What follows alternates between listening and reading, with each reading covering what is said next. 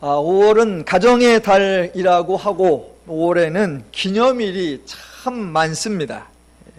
연령대를 기준으로 하면 어린이를 기념하는 어린이날이 있고 어른들을 격려하는 어버이날이 있고요. 직업을 기준으로 하면 근로자의 날이 있고 스승의 날이 있고요. 종교를 기준으로 하면 부처님 오신 날도 5월에 있습니다. 지난 주 중에 스승의 날이 있어서 저에게도 후배 목사님 몇 분이 날짜를 달리해서 같이 식사나 하자고 찾아와서 한편으로는 얻어먹기도 하고 한편으로는 제가 사주기도 하고 같이 좀 지냈고, 또 서울에 예전에 저희 교회에서 사역하던 후배 사역자가 이제 교회에서 사역을 잘하고 있다고 감사하다고 선물도 보내왔고, 또 어떤 제자들이 메신저를 통해서 감사를 표현해 주기도 했습니다. 그래서 제가 한편으로는 참 과분하다라는 생각이 들고 한편으로는 참 자격이 있나 송구하다라는 생각이 들기도 했습니다. 저희 교회에, 더누림교회에 없는 것이 여러 개가 있어서 교회 오시는 분들이 종종 이것도 없나 놀라시기도 하는데, 없는 것 중에 또 다른 하나가 기념일이 없는 겁니다. 저희 교회는 기념을 하는 게 없습니다. 예를 들면 대부분의 교단에서, 저희 침례교단뿐 아니라 다른 교단에서도 목회자를 격려하고 각 교회에서 목회자의 소중함을 강조하려고 1년에 주일 한 번을 따로 선정을 해서 목회자 주일이라고 정해서 그날을 지킵니다. 어떤 교단의 목회자 주일 안내 문구를 보니까 한국교회가 이만큼 성장하고 세계선교의 주역이 되기까지에는 많은 목회자들의 절대적인 헌신과 눈물과 기도가 있었기에 가능하다고 여기면서 1년에 한 번쯤은 목회자들을 사랑으로 격려하고 기도로 후원하라는 의미에서 한국교회가 목회자의 날을 정하고 지킵니다 라고 소개를 해놨더라고요. 그래서 교회별로 목사님, 특히 담임 목사님께 선물도 드리고 용비어 청가도 낭독하고 박수도 쳐드리고 하는데, 더누림교회는 오늘이 목회자 주일이라고 절대로 말하지 않습니다. 또 목회자 주일까지는 아니어도 종종 어떤 교회들에서는 담임 목사님의 생일을 기억해서 전교인이든 아니면 중직이든 모여서 생일을 축하하고 기념하기도 합니다. 그래서 작은 교회는 생일 케이크를 예배당에 갖다 놓고 몇몇 분 나와서 함께 자르는 것도 하고, 좀 큰 교회는 중직들 모여서 식사 자리를 마련해서 함께 축하하는 시간을 갖기도 한다고 합니다. 저는 단 한 번도 교회에서 제 생일을 언급해 본 적이 없고 앞으로도 제 생일과 관련된 어떤 이벤트도 갖지 않을 것이며, 혹시 성도님들이 생일 준비를 해도 제가 참석하지 않을 것입니다.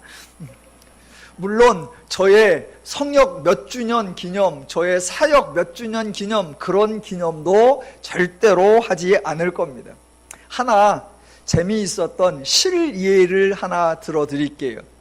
예전에 교회에서 제가 사역을 하고 있는데 큰 교회를 다니시던 집사님 서너 분이 우연찮게 제가 목회하는 교회로 옮겨오시게 됐어요. 그래서 저희 교회에 몇 달을 이렇게 지나시다가 요번 주에 목사님 생일이 있다라는 걸 알게 되셨나 봐요. 그러니까 큰 교회에서 하던 그 습관이 있으니까 그러면 목사님 모시고 식사라도 해야 되지 않나 라고 해서 저희 한 사람에게 연락이 왔습니다. 그런데 그때 제가 테니스를 겁나 좋아해가지고 테니스 치러 막 다닐 때였어요. 그랬는데 국가대항전 테니스 대회가 데이비스컵이라는 게 있습니다. 그거를 오세아니아 지역 대회를 했는데 장소가 어디였냐면 김천이었어요. 그리고 제가 김천 테니스 구장까지 그 국가대항전을 보려고 갔어요. 제 생일날 아침에 미역국 먹고 이제 오후에 거기 가서 경기를 보고 있는데, 저녁 낮을쯤에 저희 한 사람이 전화가 왔습니다. 그러더니 아주 좀 절박한 목소리로, 많이 다운된 목소리로 위험한 발언을 해요. 그게 뭐냐면, 그 집사님 몇 분이 오늘이 목사님 생일이라면서요, 목사님 생일인데 저녁이라도 같이 드셔야죠 그러면서 목사님 어디 계세요? 그러니까 저희 아내가 어디 지금 김천 갔다고 그랬더니 아유 그러면 얼른 일 마치고 오시라고 그러세요. 저희들 식사 같이 하려고 기다리고 있습니다. 우리 안사람 말, 생일 저녁 먹자 그러면 광목산을 올 인간이 아니다. 그런데 더군다나 좋아하는 테니스 구경하러 김천까지 갔는데 밥 먹으러 오라고, 생일상 받으러 오라고 도무지 안 올 거다. 저희 한 사람이 굳고 말려도 아니요 저희들은 꼭 해야 되겠다고. 그래서 집사님들하고 안 사람하고 서로 옥신각신하다가 그러면 전화라도 하라. 그래서 저희 한 사람이 전화를 했는데 제가 올 사람이 아니거든요. 그러니까 오기는 오라고 해야 되겠는데 그래서 이거 싫어합니다.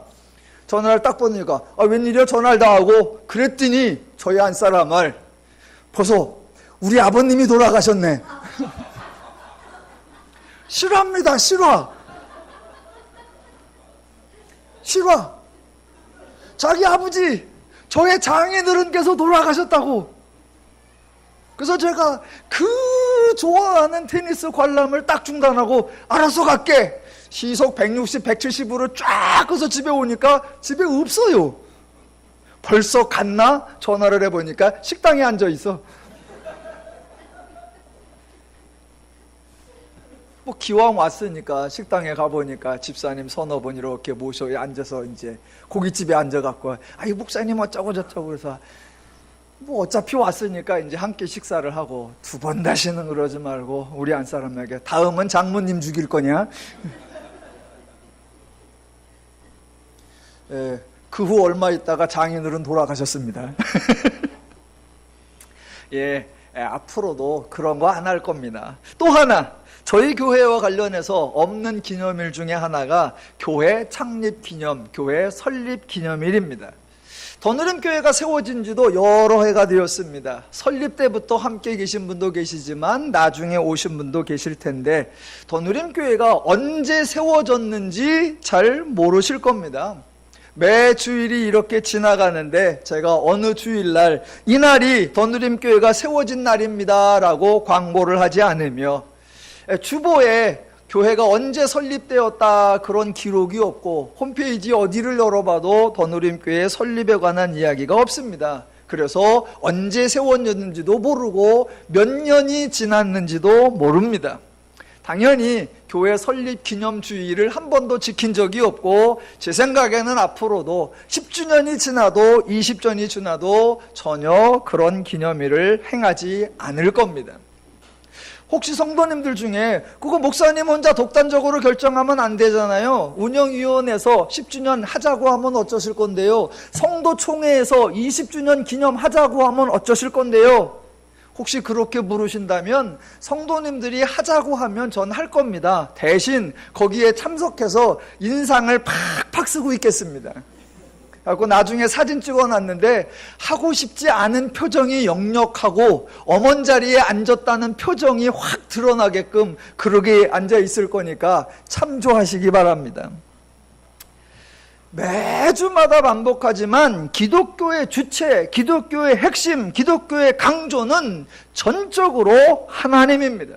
오직 하나님에 의하여 기독교가 시작되고 오직 하나님에 의하여 기독교가 유지되는 것입니다. 인간은 하나님의 동역자가 아니며 하나님의 사역을 위임받은 일꾼도 아니고 하나님의 일을 책임지는 봉사자도 아닙니다. 그래서 기독교 내에서, 교회 내에서 인간이 어떤 날을, 인간이 어떤 사람을 기념하고 기억해야 할 이유가 없습니다. 구약에는 하나님께서 특별한 날을 지정하신 적이 있습니다. 그 날은 전적으로 하나님이 역사하신 날, 하나님이 일하신 날, 하나님의 수고와 열심으로 인간에게 은혜와 복이 주어진 날입니다. 그래서 그 날의 핵심은 하나님이 행하셨다라고 고백하는 것이고 그 날을 부를 때에 여호와의 절기라고 하는 것입니다. 가장 대표적으로 구약에서 1년에 3번씩 지내는 유월절, 초실절, 칠칠절입니다. 가장 대표적인 게 유월절. 그날도 함께 유월절 절기를 지킬 때에 자녀들이 이 행사를 왜 하는 겁니까? 라고 물으면 여호와께서 우리를 구원하셨다. 여호와께서 애굽의 노예 생활에서 우리를 건져주셨다. 여호와께서 우리에게 새 삶을 허락하셨다. 라고 오직 여호와가 행하신 일, 여호와의 사역을 고백하는 것입니다. 일주일에 한 번씩 있는 안식일도 철저하게 하나님의 일하심을 강조하는 겁니다. 우리가 수고하지 않았고 우리가 일하지 않았는데도 이렇게 생명을 유지할 수 있는 것은 하나님이 일하시고 하나님의 은혜 주심이다 라는 걸 고백하는 게 안식일의 의미이고, 1년에 한 번 있는 속죄일도 온전히 하나님의 인간의 죄를 속죄해 주시는 것을 기억하는 날입니다. 그러니까 하나님이 정해주신 절기는 철저하게 하나님이 일하신 것을 기억하는 날인데, 그것마저도 구약에서만 행했습니다. 하나님이 여러 절기와 여러 제사 제도들을 정해주셨는데 죄인에게 그러한 절기나 그러한 제도들이 전혀 신앙적 교육에 도움이 되지 않더라는 것이 구약에서 확실하게 증명이 되었기에 신약에서는 어떠한 절기나 어떠한 날도 언급하지 않으십니다. 그래서 예수께서 이 땅에 강림하신 날도, 예수께서 부활하신 날도, 예수께서 승천하신 날도, 성령께서 임재하신 날도 따로 기념일로 정하지 않고 특별히 기억하여 기념하라고 말씀하시지도 않았습니다. 혹시 그래도 예수님께서 하나 정해주신 게 있잖아요 라고 물으신다면, 예, 하나가 있기는 합니다. 하나가. 누가복음 22장 19절에 나오는 대로 예수님께서 십자가를 지시려고 잡히시기 전날 밤에 만찬을 행하시면서 이런 말씀을 하십니다. 또 떡을 가져 감사 기도하시고 떼어 그들에게 주시며 이르시되 이것은 너희를 위하여 주는 내 몸이라. 너희가 이를 행하여 나를 기념하라 하시고, 요거 딱 한 가지입니다. 하지만 그것도 절기로 제정해 주신 것이 아니고 1년에 몇 차례 행하라 라고 규정하지도 않으셨고, 이것을 행하면 복을 받고 이것을 행하지 않으면 징계를 내리겠다라는 내용도 전혀 없습니다. 주의 만찬을 권면하시면서도 강조하신 것이 이것을 행하여 나를 기념하라입니다. 기념하라라고 하니까 우리는 어떤 기념 행사를 하는 것으로 오해할 수 있는데, 기념하라라고 하는 그 단어는 평상시에 기억하라라고 번역이 되기도 합니다. 그러니까 모든 주님의 강조는 하나님의 일하심, 예수님의 일하심을 기억하라는 겁니다. 세상에서는 하나님의 존재, 하나님의 역할을 인정하지 않습니다. 그래서 당연하게 인간의 존재와 인간의 역할, 특별히 뛰어난 인물의 혁혁한 공로와 업적을 강조하고 기념할 수 있습니다. 예, 세상에서는 충분히 그럴 수 있습니다. 그 사람이 수고했고, 그 사람이 애썼고, 그 사람이 노력해서 결과를 만들어냈기에 그 사람을 칭찬하고 그 사람을 기억할 수 있습니다. 그건 세상에서 그렇게 하는 겁니다. 그러나 기독교는 하나님의 존재와 하나님의 일하심을 전적으로 강조합니다. 기독교는 하나님의 일하심의 결과요, 교회는 하나님의 사역의 열매요, 성도의 삶은 하나님의 은혜 주심의 결실입니다. 하나님으로 인하여 인간에게 복이 주어졌을 뿐, 인간으로 인하여 기독교가 세워진 것이 아니고, 목회자들로 인하여 하나님 나라가 확장된 것이 아니고, 성도들로 인하여 교회가 부흥된 것이 아니고, 선교사들로 인하여 선교가 이루어진 것이 아닙니다. 기독교는 온전히 하나님으로 말미암아 시작되었고, 하나님으로 말미암아 지속되고, 하나님으로 말미암아 유지되고, 하나님으로 말미암아 보장됩니다. 그 하나님을 인정한다면 그 하나님만 말씀을 하시면 됩니다. 근데 우리는 꼭 토를 답니다. 하나님이 하신 것은 맞지만 그래도 목사님들이 수고하셨고, 하나님이 은혜 주신 거는 맞지만 그래도 선교사님들이 자기 몸을 바쳐 희생하셨고, 하나님이 주관하신 거 맞지만 그래도 성도들이 이런저런 모양으로 애쓴 거 아니냐, 그런 타협할 생각하시지 마시기 바랍니다. 기독교는 처음부터 끝까지 누가 행하셨다? 하나님이 행하셨습니다. 성경에 많은 인물이 나옵니다. 아브라함, 모세, 다윗, 엘리야, 마태, 바울 등 하나님이 부르시고 하나님이 세우신 어떤 인물에 대하여도 기념일이 없습니다. 그 사람을 기억하고 그 사람을 추앙하고 그 사람을 찬양하고 그 사람을 높이는 일체의 행위가 성경에 없습니다. 그런데 감히 몇몇 수고한 자신의 업적을 강조하려고 하는 어떤 기념도 시도도 하지 마시고, 이스라엘이 세워진 지 수천 년이 지나도, 교회가 세워진 지 수백 년이 지나도 그것에 대한 몇 주년 기념식이 없는데, 달랑 지역교회 하나 세워놓고 겨우 10수년 된 것을 기념하려고 하는 어설픈 계획은 꿈도 꾸시지 마시기 바랍니다. 그래서 제가 다시 한번 여러분에게 간곡히 부탁드립니다. 행여 제가 죽어도 저의 추모관을 만들지 마시고, 광명군 목사 기념사업회 이런 것도 세우지 마시고,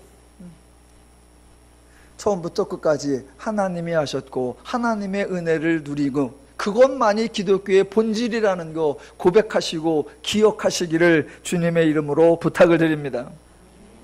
예.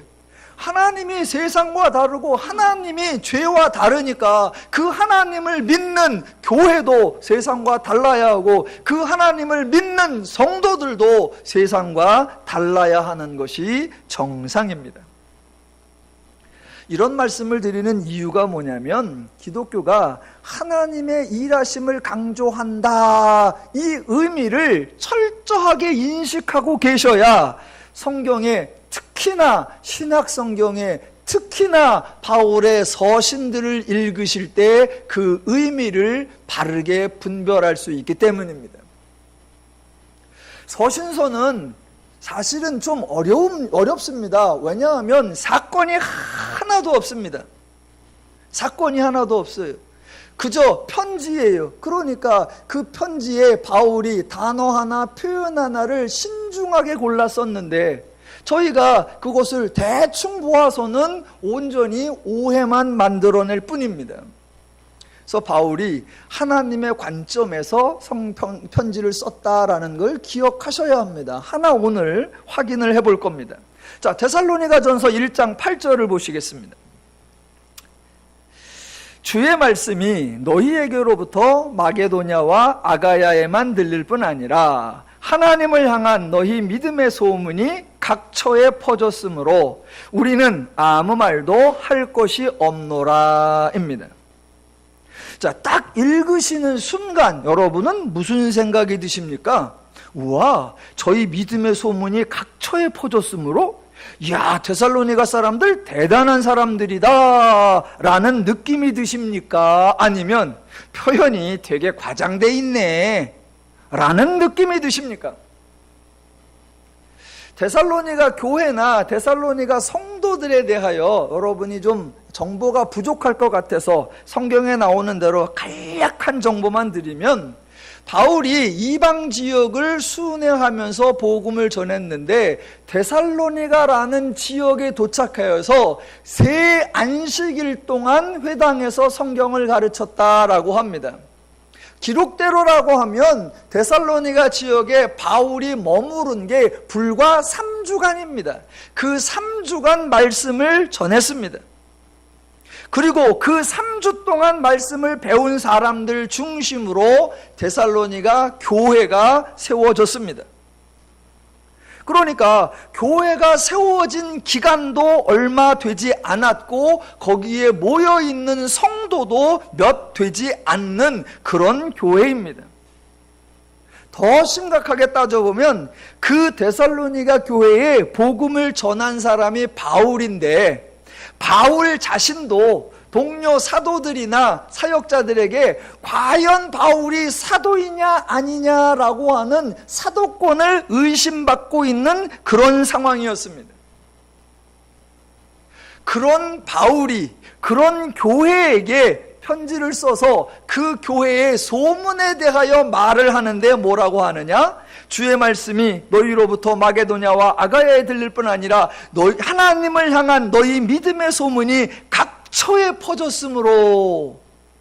그래서 심지어 바울은 뭐라고 하느냐? 우리는 아무 말도 할 것이 없노라 입니다. 여러분, 이게 쉽게 수긍해 가십니까? 어머, 대단하다, 엄청나다, 납득이 되십니까?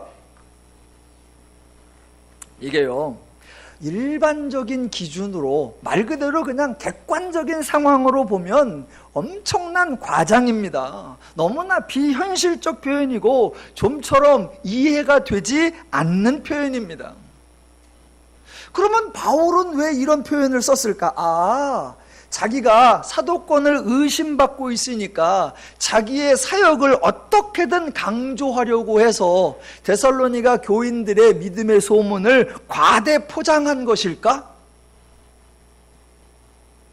그렇게 의심할 수도 있지만 전혀 그렇지 않습니다. 제가 이전 설교에서 바울의 편지는 양식상으로는 그 당시 일반 평지 양식을 띠고 있지만 거기에 사용하는 단어, 거기에 사용하는 표현, 거기에 사용하는 문맥은 기독교적인 용어와 기독교적인 내용을 듬뿍 담고 있는 매우 독특한 편지다라고 설명을 드린 적이 있습니다. 지금 8절도 마찬가지로 전적으로 기독교적인 관점, 즉 하나님이 이 모든 사역을 주관하시고 진행하신다라는 그 관점에서 지금 8절을 표현해 놓은 겁니다. 자, 한 구절만 볼게요. 8절 중에 너희 믿음의 소문이 각처에 퍼졌으므로입니다. 과연 그랬을까요? 아니, 그 당시 데살로니가 사람들이, 데살로니가 성도들 몇 사람 되지도 않고 얼마 되지도 않은 그 성도들의 신앙에 사람들이 관심을 가졌을까? 그래서 그 소문을 막 퍼뜨렸을까? 당시의 개종은 주변 사람들에게 참 잘 변했다, 너희가 좋은 쪽으로 달라졌구나가 아니라 뭔 이상한 짓을 했어 라고 가족과 주변 사람들에게 조롱을 받고 있었던 그런 행동이었는데, 그런 소문을 말 그대로 각처에 쫙 퍼뜨렸을까? 또 각처라고 하면 도대체 얼마나 많은 지역일까? 지금 8절에 지역이 언급되고 있는데 주의 말씀이 너희에게로부터, 너희에게가 데살로니가고 마게도냐와 아가야라고 합니다. 그러면 데살로니가 지역을 중심으로 하면 마게도냐와 아가야는 그렇게 멀지 않은 지역입니다. 데살로니가 사람들이 갑자기 엄청난 사명감으로 사방팔방 뛰어다녔을 리는 만무합니다. 그런데 너희 믿음의 소문이 각처에 퍼졌다. 이 각처가 영어로 every나 all입니다. 모든 곳에 퍼졌다라고 합니다. 냉철하게 인간의 관점으로 보면 기껏해야 두세 곳, 많아야 대여섯 곳에 퍼졌을 뿐인데, 성경적 표현 양식, 하나님을 사역의 주체로 표현하는 양식에 근거하면 각처에 퍼졌으므로 라고 표현할 수 있다라는 겁니다. 보세요. 사람들의 기준은 뭔가를 평가할 때 일이 시작할 때 평가하는 게 아니라 일이 끝났을 때 평가합니다. 왜냐하면 시작은 많이 할 수 있는데 중간에 변수가 생겨서 결과를 내지 못할 수도 있으니까, 그래서 시작할 때 잘했다고 하는 것이 아니라 결과를 보고 나서 얼만큼 되었다라고 평가를 해요. 물론 격려하기 위해서 시작이 반이다, 어머 이제 절반은 한 거야 라고 하기도 하지만, 결국엔 끝까지 가봐야 돼. 끝장을 봐야 돼. 라고 말도 합니다. 자, 그래서 세상의 기준으로 봐서는 각처에 퍼졌다라는 표현을 쓸 수가 없습니다. 그러나 하나님의 관점으로 보면 각처에 퍼졌다라고 표현할 수 있습니다. 그래서 하나님의 관점으로라고 하면 한 명이 시작하였어도 모두라고 표현할 수 있고, 잠깐만 진행하였어도 항상이라고 표현할 수 있고, 시작만 되었어도 이루어졌다라고 표현할 수 있고, 한 방향으로만 퍼졌어도 각처에 퍼졌다라고 표현할 수 있는 겁니다. 왜요? 이 일의 책임자가 누구이시기 때문에? 하나님이시기 때문에요. 하나님이 계획하시고 하나님이 시작하시면 하나님은 절대로 중간에 포기하거나 그 사건을 철회하지 않으시고, 또 하나님이 일을 진행하시면 어느 누구도 하나님의 일을 막아낼 수 없기 때문에 하나님이 시작하면 이미 끝난 겁니다. 하나님이 한 곳에만 시작하셔도 각처에 이루어진 거고, 하나님이 한 사람에게만 이루셨어도 모두에게 이루신 거고, 하나님이 한 번 하셨어도 항상이다 라고 표현할 수 있습니다. 사람들은 이 표현을 쓸 수 없습니다. 사람들이 이런 표현을 쓰면 좋게 말하면 과장법이라고 하고, 좀 나쁘게 말하면 허풍이라고 하고, 구라라고 합니다. 일만 열면 다 뻥이야 그럽니다. 왜? 된 건 없는데, 아주 미미한데. 그런데 지금 바울은 이 모든 사역의 계획자가 누구시냐? 하나님. 모든 사역의 진행자가 누구시느냐? 하나님. 그러니까 소문이 나면 얼마나 낫겠어요. 세워진 지 얼마 안 되고 예수 믿은 지 얼마 되지도 않는 그런 사람들이 하면 뭔 일을 얼만큼 했겠어요.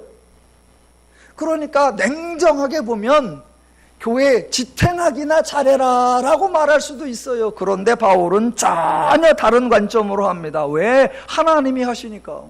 그래서 하나님의 일하심으로 이해하니까 하나님의 관점으로 표현하고, 바울 일행이 하나님의 사역에 대하여, 그 데살로니가 교회에 시작된 일에 대하여 우리가 아무 말도 할 수 없노라. 우리가 이게 많이 되고 있다, 우리가 이게 작게 되고 있다, 이게 우리가 큰 성과가 나고 있다, 그런 표현 하지 않는다. 왜? 책임자가 하나님이시고 진행자가 하나님이시니까. 제가 더누림교회에서 하나님 중심주의를 참 많이 강조하는데요, 저 여러분의 평상시에 이게 좀 녹아나야 합니다. 그래서 하나님이 하시니까 사람의 한 일 강조하지 않고, 하나님이 하시니까 사람의 한 일 기억하지도 않죠. 주중에 저 캐나다에 있는 선배 목사님 한 분이 저에게 좋은 책이 하나 있는데 곽 목사 좀 꼭 읽어봤으면 좋겠다라고 추천을 해주셨어요. 그래가지고 제가 구입을 했는데, 책 제목이 작고 강한 교회입니다. 책 제목이 작고 강한 교회. 그 선배 목사님 보기에 제가 목회하는 게 도무지 클 것 같진 않은가 봐요. 그러니까 크는 건 아예 포기하고 뭐 강하기라도 하라 뭐 그러셨는지 작고 강한 교회, 그런 책을 보내주셨어요. 예, 책 내용이 참 좋아요. 한 3분의 1쯤 읽었는데 정말 좋고 정말 귀해요. 대신 제목이 영 마음에 안 들어. 예. 그러니까 물론 이제 원저자가 그렇게 했는지 한국 출판사에서 이제 표제를 그렇게 했는지 모르겠는데 양다리를 걸쳤어요. 큰 교회, 대형 교회들의 약간 부정적인 표현이다 그래가지고 작다라는 걸 강조했으면, 아니 작으면 약한 거 당연하게 받아들이면 안 돼요. 거기다가 굳이 작지만 강하다 그걸 또 물고 늘어져야 돼요? 기독교는 세상하고 기준이 다르고 가치가 다르고 평가가 다릅니다. 세상의 기준에 의하여 크냐 작느냐 언급하지 않는다면, 세상의 기준에 의하여 강하다 약하다 그런 것도 논할 필요가 없어요. 저는 교회 크려고 하지 않습니다. 아, 작게 하시려고요? 미쳤어요? 작게 하게? 작게 하려고 하지도 않습니다. 그러면 왜 교회가 고만해요? 이게 나의 최선이요. 교회가 크냐 작으냐 거기에 관심을 두는 게 아니에요. 약하냐 강하냐 거기에 관심을 두는 게 아니에요. 몇 번 언급을 드린 것 같은데 서울에 후배 하나가 교회 운동을 해요. 교회 모임을. 그 여러 교회가 모여서 운동하는데 그 모임, 그 단체 이름이 뭐냐면 작은 교회 운동이요. 아니 교회 작은 걸 뭘 운동까지 해? 목회를 목해서 못 크면 그냥 작은 거지.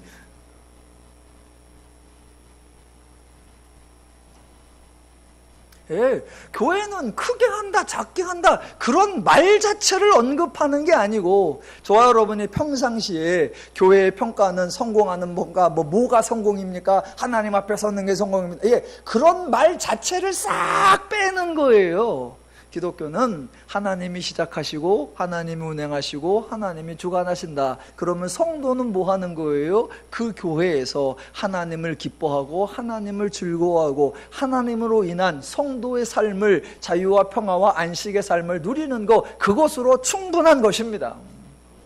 그래서 더누림교회 목표 없습니다. 더누림교회 목회 철학 없습니다. 더누림교회 비전 없습니다. 딱 하나, 성도가 하나님을 알고 그 하나님으로 인하여 죄를 이겨서 자유와 평화와 안식을 누리는 것, 그거 하나로 충분합니다. 하나님 때문에, 교회 때문에 행복하시기를 주님의 이름으로 축원합니다. 자, 데살로니가 교회에 대하여 바울이 편지를 쓰는데 이 편지에 하나님의 관점이라고 하는 그것이 주된 표현 수단이다 기억을 하시고, 자, 데살로니가 사람들에 대한 구체적인 내용이 9절부터 10절까지 총 3가지가 나옵니다. 첫 번째는 우리가 9절에 나오죠. 우리에 대하여 스스로 말하기를 우리가 어떻게 너희 가운데에 들어갔는지. 두 번째는 너희가 어떻게 우상을 버리고 하나님께로 돌아와서 살아계시고 참되신 하나님을 섬기는지. 세 번째는 죽은 자들 가운데서 다시 살리신 그의 아들이 하늘로부터 강림하실 것을 너희가 어떻게 기다리는지. 요게 3가지 소문인데 오늘 그 중에 2가지를 살펴보도록 하겠습니다. 첫 번째, 자 9절 앞에 나오는데 다시 읽어보겠습니다. 그들이 우리에 대하여 스스로 말하기를, 우리가, 바울과 실로아느와 디모데, 바울 일행입니다. 우리가 어떻게 너희 가운데 들어갔는지와 입니다. 그러니까 9절을 읽으시면서 여러분이 조금 이상하다라고 생각하셔야 합니다. 왜냐하면 지금 8절에서 너희 믿음의 소문이 퍼졌다. 너희, 즉 데살로니가 사람들에 대한 이야기를 언급했는데 9절에서는 갑자기 우리가 라고 등장합니다. 아니 너희 이야기를 하면 너희 이야기를 끌고 가야죠. 그런데 너희 이야기를 시작해놓고 갑자기 우리를 언급합니다. 아니 바울이 자기 사역을 자랑하고 싶었을까요? 아니면 데살로니가 사람들에 대한 소문이 나는데 그 소문이 사실은 우리들의 공로다라고 주장하고 싶었을까요? 그러니까 이런 게 성경을 읽는 재미예요. 야, 바울이 여기서 이렇게 표현을 하는구나. 바울이 여기서 이런 구조로 편지를 썼구나. 이런 걸 하나하나씩 발견해 나가실 때 성경이 정말 재밌습니다. 성경 재밌다 동의하시는 분 아멘. 예. 재밌기를 기대하신다 아멘. 예. 제가 한번 해보겠습니다. 얼마나 재미난지. 아니 너희 믿음의 소문이라고 해놓고 왜 갑자기 우리 얘기를 제일 먼저 넣을까? 이렇게 쓰는 게 왜 어색하지 않을까? 우리는 어색한 것 같은데 바울은 왜 이런 표현을 쓸까? 여러분 세상에서는 자기 이야기를 막 떠들어대면 자랑이라고 하고, 남에 대하여 이야기할 때 그래도 좋은 이야기를 해주면 칭찬이라고 합니다. 그런데 기독교에는 자기 이야기를 해도 자랑이 아니고 성도에 대하여 좋은 이야기를 해주어도 칭찬이 아닙니다. 왜냐하면 기독교는 나에 대한 이야기도 또는 성도에 대한 이야기도 모두 우리 모두의 이야기는 하나님의 사역의 열매이다, 하나님의 일하심의 결과이다 라는 고백이 전제되어 있기 때문입니다. 자, 제가 설교 때나 성경 공부할 때 기독교는 하나님이 주체이십니다, 우리는 하나님의 열매입니다, 이 얘기를 자주 해서 여러분은 제가 그런 사상을 가지고 있다는 걸 아십니다. 그러다가 어느 날 제가 불쑥 성경의 초점 끝나고 나서 제가 3일 동안 성경의 초점을 하라고 엄청 수고했어요, 저 애썼어요, 이렇게 말하면 그게 저를 자랑하거나 제 공로를 주장하려고 하는 것이 아니라는 거 아시죠? 예. 이미 평상시에 모든 설교에서 기독교의 주체는 하나님이다라고 강조를 하니까 가끔 한 번씩 오늘 설교는요, 이거 연구하느라고 겁나 수고했고요, 이거 선포하느라고 제가 무지하게 했었어요, 약간 자랑질을 하는 것 같아도 그게 교만이 아니라는 것을 여러분이 아십니다. 반대로 여러분도 제가 평상시에 성도의 수고로 교회가 쓰는 게 아니고 성도의 애씀으로 교회가 지켜지는 게 아닙니다, 하나님이 하시는 겁니다 라는 얘기를 했어요. 여러분도 거기에 아멘을 하셨습니다. 그러다가 어느 날 여러분이 목사님, 요번 주에요 제가 교회를 위해서 엄청 했었어요, 저 잘했죠, 쓰다듬어 주세요. 그럼 제가 쓰담 그렇게 할 때 이 성도가 또 그새 교만해졌네, 그러지 않을 거라는 것도 알죠.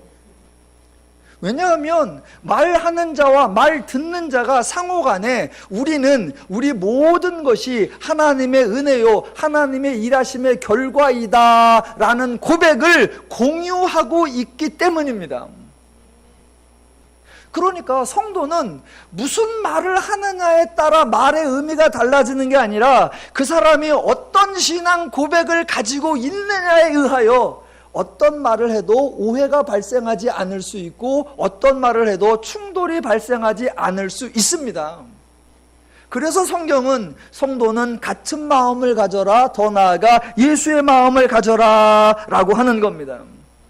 그래서 바울은 지금 너희의 소문에 대하여 이야기하는데 그 앞에 자기들 이야기를 먼저 할지라도 그것이 결코 자랑이 아니요, 그것이 결코 자기들의 공로를 주장하려는 것이 아니다라는 것을 아셔야 하는 겁니다. 바울이 자기 이야기를 하는 게 처음이 아니에요. 5절 보실게요. 5절.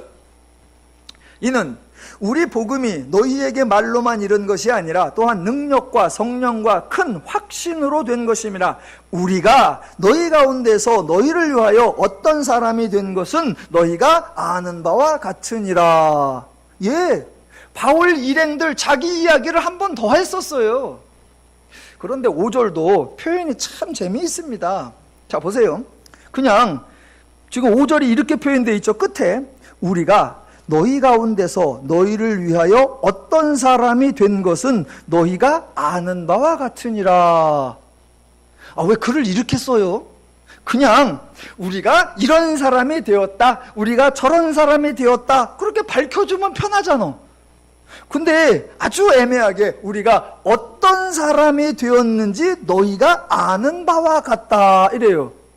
혹시 이걸 딱 읽는 순간에 그렇지, 너희가 아는 바와 같으니라 그러니까 우리가 알지, 그러면 이야기가 진행되는데 뭐래? 말 안 해주면 우리가 어떻게 알아? 그러면 얘기가 안 돼요. 자, 마찬가지로 9절도 보세요. 9절 똑같아요. 우리에 대하여 스스로 말하기를 우리가 어떻게 너희 가운데에 들어갔는지와. 왜 이렇게 써? 그냥 내가 이렇게 들어갔다, 내가 저렇게 들어갔다 설명을 해주면 되잖아. 근데 설명을 생략한 채 우리가 어떻게 들어갔는지 여러분에게 여쭤보겠습니다. 딱 읽어보니까 어떤 사람이 되었는지, 어떻게 들어갔는지 아시겠어요? 혹시 대답이 네, 압니다 그러면 제가 설교한 거, 준비한 거 2페이지 그냥 생략하고요. 잘 모르겠는데요 그러면 준비한 대로 읽을게요. 대답은 어떻게 하셔야 되는지 알겠죠? 예. 자, 설명을 아주 간단히만 드려보겠습니다. 자, 바울이 베드로하고 비교를 하면 베드로는 유대인의 사도였고 바울은 이방인의 사도였지요. 그래서 바울은 지역적으로 예루살렘이나 이스라엘이 아니라 고대 마게도냐 지역을, 헬라 지역을 이렇게 순회했고, 전도하는 대상도 유대인들이 아니라 이방 사람들, 헬라 사람들이었습니다. 그런데 성경에 보니까 헬라 사람들은 지혜를 구한다라고 했고, 헬라 사람들은 뭔가 새로운 것을 듣고 말하는 것을 좋아했다라고 합니다. 그러니까 당시에 철학자들, 지식인들이 많았습니다. 그래서 뭔가 하나라도 새로운 것을 알면 얼른 광장에 나가서 내가 새로운 것을 알아냈다라고 해서 막 자랑을 하고 가르칩니다. 그러면 또 많은 사람들이 모여들죠. 그러면 그들에게 자기가 새로운 것을 더 잘 전달하기 위해서 수사학도 배우고 웅변술도 배워서 마치 철학가들이요 웅변가들이 되어서 사람들을 선동하고 사람들에게 환대를 받으면 그것으로 인하여 생계를 이어가기도 하는 그런 집단들이 많이 있었습니다. 그런데 그런 사람들이 하나일 때는 여기 나와서 오늘 얘기하고 그 다음날 나와서 또 얘기해도 사람들이 나와서 들으면 되는데, 이제 그런 철학자들이나 웅변가들이 많이 나옵니다. 그러면 저 사람 엊그제도 나왔는데 한 얘기 또 해네? 그러면 안 되니까 이 지역에서 이 얘기하다가 아유 바닥이 다 났네. 그럼 이제 저 지역으로 이동 가서 그때 했던 얘기 또 하고, 여기서 사람들이 아는 것 같으면 또 저 지역 가서 또 했던 얘기 또 하고, 이렇게 돌아다니면서 지식을 팔아먹는 그런 사람들이 많이 있었어요. 자, 그랬는데 바울이 배를 타고 이 동네 저 동네를 다니면서 사람들이 알지 못하던 뭔 얘기를 자꾸 해요. 그 얘기를 딱 들어보니 바울의 행색이, 내용은 둘째치고 행색이 그 헬라 지역에 철학하는 방랑 철학자들과 웅변가들과 지금 돌아다니면서 복음을 전하는 바울의 외형적 행색이 같을까요? 다를까요? 예, 같아요.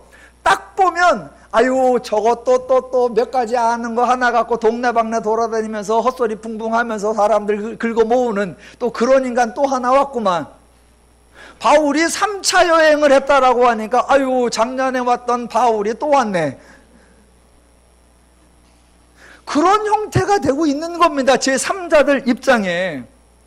그런데 바울이 지금 내가 너희에게 들어가서 어떻게 들어갔는지, 내가 너희에게 어떤 사람이 되었는지 너희가 아는 바와 할 때 그 어떻게가 너희가 보기에 방랑 철학자들이나 웅변가들과 우리 바울과 실로와 디모데가 비슷한 것 같지, 그런데 어떻게 다른지를 너희가 알지, 그거예요.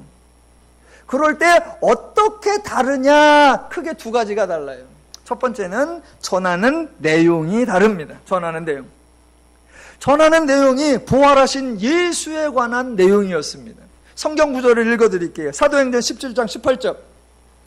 철학자들 이름이 나옵니다. 철학자 지파가, 어떤 에피쿠로스와 스토아 철학자들도 바울과 쟁론할세, 어떤 사람은 이르되 이 말쟁이가 무슨 말을 하고자 하느냐 하고, 어떤 사람은 이르되 이방신들을 전하는 사람인가 보다 하니 이는 바울이 예수와 부활을 전하기 때문이라 입니다. 그 바울이 와서 뭔가를 전하는데 그동안 자기들이 알고 있던 신과는 전혀 다른 신을 이야기하고 신을 섬기는 방식도 전혀 다른 방식으로 이야기를 합니다. 우와, 다른데 하나였고, 또 하나 다른 게 뭐냐? 바울은 전할 때 온전히 은혜로 전했다라는 사실입니다. 헬라의 방랑 철학자들이나 웅변가들은 말 그대로 지식 판매상이었습니다. 그런데 바울은 은혜였습니다. 바울이 자신의 것을 거저 나누어주는 자선이 아니라 본인도 하나님의 은혜로 은혜를 받았다라고 선포하면서 동시에 하나님의 은혜로 은혜를 선포하고 있다라는 겁니다. 그러면서 바울이 다 방랑 철학자들과 우리가 다르지, 외형적으로는 것 같지만 내용이 다르고 방식이 다르고 원리가 다르고 의미가 다르고 뜻이 다르고 다르지. 그러면서 내가 너희에게 어떻게 들어갔는지, 은혜로 너희에게 갔으니까 너희보다 먼저 믿었다고 해서 먼저 믿은 자의 권위를 주장하지 않았고, 내가 너희에게 가르쳤다라고 하니까 스승의 존경을 하라고 요구하지 않았고, 내가 새로운 것을 주었으니까 대가로 뭔가를 요구하지도 않았고, 내가 너희 가운데 어떻게 세상과 다르게 들어갔고 너희 중에서 어떻게 다른 존재가 되었는지 알겠지? 라고 3절과 9절에서 이야기한 겁니다. 그러니까 지금 바울이 너희의 믿음의 소문을 얘기하려다 말고 느닷없이 자기들의 사역을 강조하는데, 그 사역의 강조점이 뭐냐? 지금 우리가 너희에게 이렇게 갔다, 우리가 이렇게 희생했다, 우리가 이만큼 충성했다라는 것이 아니라 우리 모두의 수고가, 나와 실로아노와 디모데의 우리의 수고가 바로 하나님의 일하심의 열매요, 하나님의 은혜의 결실이다 라는 겁니다. 그게 앞에서 3절 보세요. 앞뒤가 철저하게 하나님 중심주의로 편지가 구성되어 있습니다. 3절 보시면, 너희 믿음의 역사와 사랑의 수고와 우리 주 예수 그리스도에 대한 소망의 인내라는 표현에서 강조점이 너희의 역사, 너희의 수고, 너희의 인내가 아니라 그 역사와 수고와 인내를 가능하게 한 하나님의 믿음, 사랑, 소망이었다라고 강조를 했습니다. 그러니까 바울도 우리가 너희에게 이렇게 갔다, 우리가 너희에게 이런 사람이 되었다, 그런데 이렇게 갈 수 있었고 이런 사람이 될 수 있었던 것은 우리의 열정이 아니라, 우리의 수고가 아니라, 우리의 공로가 아니라 하나님이 나로 하여금 그것이 가능하게 했다라고 고백하는 겁니다. 그러니까 바울의 그 강조점을 데살로니가 사람들도 알고 있으니까 왜 느닷없이 자기 얘기를 해? 이런 오해가 발생하지 않으며 우리 얘기하다 말고 자기 자랑하네? 그런 갈등이 일어나지 않는 겁니다. 이 표현이 철저하게 바울이 하나님의 은혜를 강조하고 있구나라는 걸 기억하시면서 읽으셔야 합니다. 오늘날 교회가 이 하나님 중심주의를 자꾸 잃어버립니다. 물론 전제는 해놓죠. 하나님이 책임자이십니다. 하나님이 주관하십니다. 그러나 또 어쩌고? 아니에요. 요새 교회를 비판할 때 가장 대표적으로 하는 게 여러분 잘 아시는 대로 사도행전 3장 6절이 뒤집어졌다라고 하죠. 사도행전 3장 6절 기억이 나십니까? 안 나실 줄 알고 제가 읽어드릴게요. 유명한 구절 이거죠. 베드로가 이르되 은과 금은 내게 없거니와 내게 있는 이것을 내게 주노니 나사렛 예수 그리스도의 이름으로 일어나 걸으라. 그러니까 사도행전 시대에 성도에게, 교회에 은과 금이 없고 대신 뭐가 있었느냐? 예수 그리스도가 있었다라는 겁니다. 근데 오늘날 딱 바뀌어졌어요. 교회들이 뭐라고 합니까? 은과 금은 내게 있거니와 예수가 없다. 저희 교회는 사도행전 3장 6절을 신앙으로 고백하며 현실로 구현하는 교회입니다. 저희 교회는 은과 금이 없어. 진짜로 없어. 진짜로 없어. 그러니까 가끔요, 저희 교회를 방문하시는 분들이 뭐 신기해하기도 하고 놀래기도 하시는데, 이게 놀래는 내용이 다 달라. 어떤 분들은 저희 교회 주보에 뒤에 숫자 써놓잖아요. 요새는 계수가 잘 안 돼. 담당 사역자가 없으니까 계수를 안 해갖고 올라갔다 안 올라갔다 그러는데 숫자는 좀 빠지기도 하고, 헌금 내용은 나와요. 총액이 얼마. 그래서 여유가 있을 때도 요번 주에는 조금 되더라고요. 그래도 남아요. 또 어떨 때에는 말 그대로 10만 단위밖에 없을 때도 있어요. 주보에 그대로 줘요. 그냥 그대로. 그랬더니 몇몇 분들은 그 주보 보고 깜짝 놀래. 아니, 이런 사실을 이렇게 적나라하게 까발려도 됩니까? 뭘 까발려? 그냥 있는 대로지.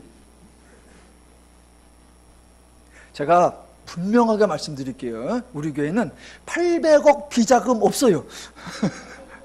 800억 비자금 없습니다. 재정을 담당하다가 그거 밝혀질까봐 자살하시는 분 없어요. 없어요. 예, 교회는 처음부터 끝까지 하나님을 믿고 가는 거예요. 여기에 성도들이 시험들만 안 된단 말입니다. 목사님 맨날 하나님 얘기, 성도들이 얼마나 애썼는데, 성도들이 헌금 다 하는데, 성도들이 수고하는데 왜 성도들 얘기 안 하고? 아니요, 저 여러분 모두가, 우리 모두가 하나님의 은혜의 결과이다라는 것 고백하면서, 저도 자랑질하지 않을 테니까 여러분도 칭찬을 사모하지 마시고 하나님을 고백하며 하나님을 믿으며 나가시기를 주님의 이름으로 축원합니다. 하나 더 볼게요. 마지막으로. 자, 데살로니가 성도들에 대한 믿음의 소문 두 번째가 9절 중간에 나옵니다. 너희가 어떻게 우상을 버리고 하나님께로 돌아와서입니다. 읽으실 때 깜짝 놀라셔야 합니다. 아까 9절 앞에 읽으실 때는 이상하다 느끼셔야 되고, 지금 읽으실 때는 깜짝 놀라셔야 돼요. 왜요? 아니, 죄인이 우상을 버리고 하나님께로 돌아오는 것, 이게 구약 내내 하나님의 유일한 소망이었는데 도무지 이루어지지 않았던 거였잖아요.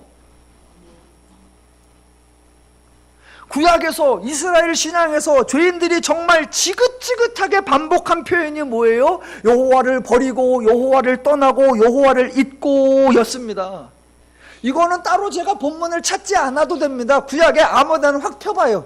그래갖고 없어 그러면 도어장만 읽어보면 여호와를 버리고 여호와를 떠나고 여호와를 잊고 나오게 되어 있습니다. 예, 그렇게 떠났어요. 사사시대 여호와를 떠났고, 왕정시대 여호와를 떠났고, 예언서시대 하나님을 떠났고, 예, 구약 내내 그렇게 하나님을 버리고 떠나고 잊고 였습니다. 그러니까 반대로 하나님도 이스라엘 향하여 구약 내내 지속적으로 반복하신 게 뭐예요? 돌아오라, 돌아오라. 너희는 우상을 버리고 여호와께 돌아오라. 너희는 악한 행실을 버리고 여호와께 돌아오라. 너희는 그 생각의 죄를 버리고 여호와께 돌아오라. 그렇게 말씀하셨어요. 근데 이스라엘이 끝까지 안 돌아옵니다. 하도 돌아오라고 하는데 징그럽게도 안 돌아오니까 하나님이 어먼다다대고 하소연을 하시잖아요. 그 유명한 구절이 이사야 1장 2절, 하늘이여 들으라, 땅이여 귀를 기울이라. 여호와께서 말씀하시기를 내가 자식을 양육하였거늘 그들이 나를 거역하였도다. 소는 그 임자를 알고 나귀는 그 구유를 알건만은 이스라엘은 알지 못하고 나의 백성은 깨닫지 못하는도다. 이게 구약의 죄인의 실체였단 말입니다. 좀 더 정확하게 표현하면 죄인은 하나님께로 돌아오지 않은 것이 아니라 돌아오지 못한 것이죠. 죄인 스스로 죄를 버리고 우상을 버리고 하나님께 돌아오는 거, 예, 불가능한 일이었습니다. 그거를 아주 신랄하게 표현했던 것이 예레미야 13장 23절, 구수인이 그의 피부를 표범이 그의 반점을 편하게 할 수 있느냐? 할 수 있을진데 악에 익숙한 너희도 선을 행할 수 있으리라. 차라리 표범이 반점을 없애고 차라리 구수인이 피부를 변하지 죄인이 악을 떠나? 다른 건 조금 할 수 있어요. 다른 건. 그러나 죄인이 죄를 떠나는 거, 죄인 스스로 불가능이었단 말입니다. 죄인 스스로 불가능. 그러니까 구약에서 하나님이 그 수많은 이적과 기적을 행하고, 신약에서 복음서에서 예수님이 그 허다한 은혜와 치유와 역사를 펼쳤어도 돌아오기는커녕 예수를 죽이기까지 했던 것, 그게 죄인의 한계였는데, 그렇게 불가능한 일을, 도무지 행할 수 없는 일을 데살로니가 사람들이 행했다라고 하는 거예요. 드디어 하나님의 소원이 풀렸고, 드디어 하나님이 그렇게 고대하고 기대하던 일이 이루어졌습니다. 전체 성경에서 죄인이 우상을 버리고 하나님께 돌아왔다, 이거 성경 1169장 통틀어 5번도 안 나와요. 너무 희귀해서 제가 다시 한번 읽을게요. 너희가 어떻게 우상을 버리고 하나님께로 돌아와서 살아계시고 참되신 하나님을 섬기는지. 그럼 여러분에게 질문, 아니 그렇게 어렵고 그렇게 불가능한 일을 데살로니가 사람들은 어떻게 할 수 있었죠? 어떻게 할 수 있었죠? 이때 기억하셔야 되는 거, 지금 데살로니가 1장 9절을 읽고 있는데 이 9절이 2절부터 10절까지 이어지는 하나님께 감사하리로다 라고 하는 그 내용에 포함되어 있다라는 겁니다. 그러니까 지금 데살로니가 사람들이 구약의 이스라엘조차도 행하지 못한 것을 행했다고 칭찬하는 것이 아니라 하나님의 유일한 소망을 이루어 드렸다고 치하하는 내용이 아니라 바울이 전하는 복음을 듣고 정말 올바르게 반응했다라고 격려하는 내용이 아니라 이 표현도 바울의 강조점은 누구냐? 하나님입니다. 하나님. 왜냐하면 죄인이 스스로 우상을 버리고 하나님께 돌아오는 거, 그거 구수인이 표범이 반점을 변하게 할 수 없는 것만큼이나 불가능한데 그것을 데살로니가 사람들이 행했다. 어떻게 행했느냐? 헬라인은 지혜를 구하니까 어떻게 지혜를 써서 했느냐? 아니요. 엄청난 결단과 각오로 했느냐? 아니요. 바울이 복음을 잘 설명했느냐? 아니요. 이것이 가능할 수 있었던 이유는 하나님께서 예수 그리스도의 십자가 사건을 통하여 죄인을 구원하셔서 죄인에게 이러한 반응, 이러한 역사가 일어날 수 있도록 새로운 피조물로 성령의 임재를 허락해 주셨기 때문이다 라는 겁니다.